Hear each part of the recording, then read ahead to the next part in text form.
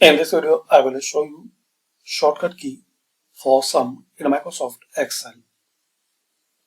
So easy and simple way. You can get the result in column or in row. So like you want to result here,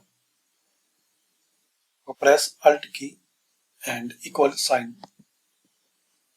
So you will see this one is selected. Now just press down arrow to change another selection or select.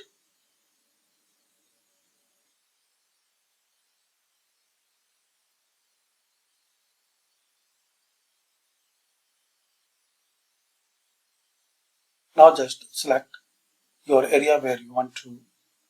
Now select your numbers which you want to sum. Then press enter. Similarly, you need the answer here. So click here Alt and equal sign. It will auto selected. You can redefine by clicking this corner and change the value. Then press enter. That's it.